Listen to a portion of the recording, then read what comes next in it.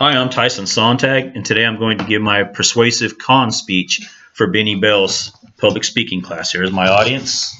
They're all happy to be here.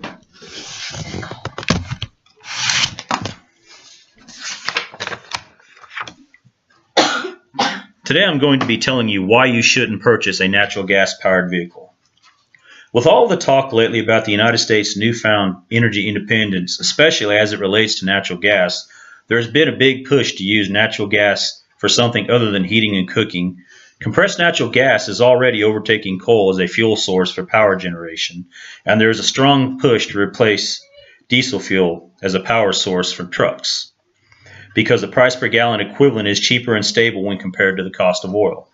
You may have heard stories about how the abundant supply is here in the U.S. or how it burns cleaner, and the lower emissions that result from its use and their subsequent impact on climate change and greenhouse gas emissions. Among all of the discussion, it's hard about how it's an environmental panacea. There are some glaring downsides for the operator thinking about adopting it for the fleet. The downsides include limited fueling options, increased purchase cost, lower range of use, increased fuel tank size, and the cost of a retrofitting and maintenance facility to be able to handle the trucks.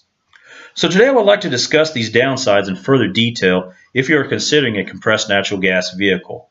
You look past the upsides to the downsides and make an informed decision. One of the first things you will discover when owning a compressed natural gas truck is that you have limited fueling options. This is something that is widely discussed in trucking industry circles when discussing compressed natural gas, from here on out known as CNG. As a vehicle that is fueled as a vehicle fuel, and that is that the fueling infrastructure is limited and underdeveloped.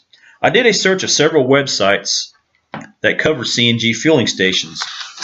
What I came up with even shocked me. I found that there was only one public fueling station in northwest Arkansas. It is located on the east side of Springdale, located on the east side of the airport.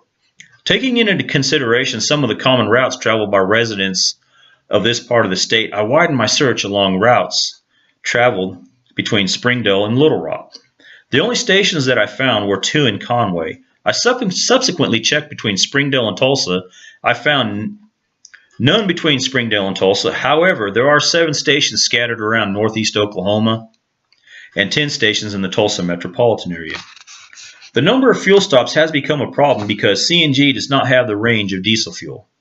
A study by J.B. Hunt Transport found that CNG-powered trucks have about 15 to 20% fuel economy reduction over their counterparts that meet the newest levels of EPA emissions.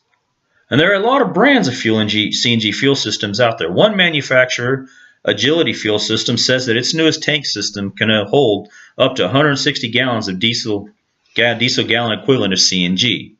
And that gives it a range of around 600 miles. What the range doesn't take into consideration are things like headwinds, stop-and-go traffic, and the weight of the freight hauled. All of that combines to form a problem called range anxiety.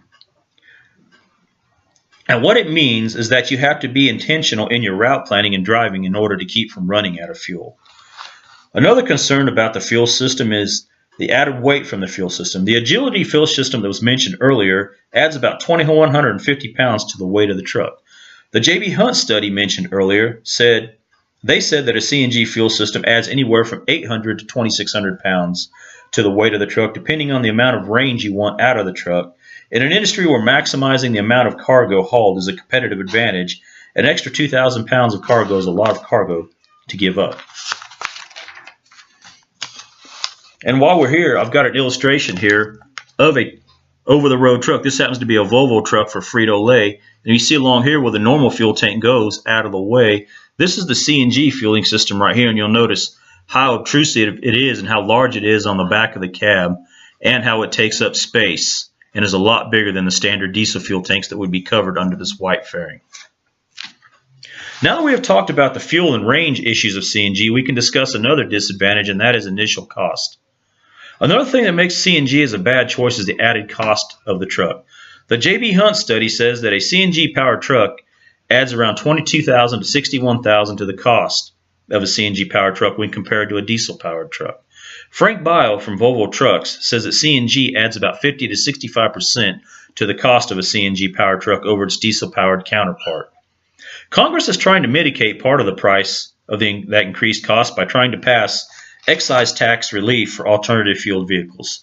Senator Bill Cassidy, Republican Louisiana, and Senator Tim Ryan, Democrat Ohio, introduced bills to their respective chambers that would exclude alternative fueled trucks from the 12% excise tax on heavy-duty trucks, new heavy-duty trucks. As if lack of fueling options brings anxiety and initial purchase cost aren't enough to dissuade you from purchasing a CNG truck, if you maintain your own equipment, your maintenance facility and staff will have to be upgraded as well. In the J.B. Hunt study that I've been talking about, they said for them to be able to maintain their own trucks, a large number of their shops would have to be upgraded to meet local fire codes at a cost of around $50,000 to $150,000 per bay, depending on the size of the shop and the locale. Frank Bile from Volvo Trucks says that technician certification is of high importance because the gas is stored on the truck at 3,600 psi, and that presents a danger to anyone working on the fuel system.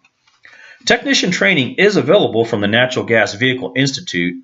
To take the 3 levels of training required to be a fully trained CNG vehicle technician, you will have to take 3 separate classes that cost a total of $3,535 for the tuition. That is equivalent to about 1 year of tuition at Northwest Arkansas Community College. Today we have discussed the downsides of owning a CNG-powered vehicle. I hope you are able to see past all of the hype surrounding alternative fuels and make an informed choice based on your own circumstances. Thank you very much for listening. Here's my audience one more time. Thank you.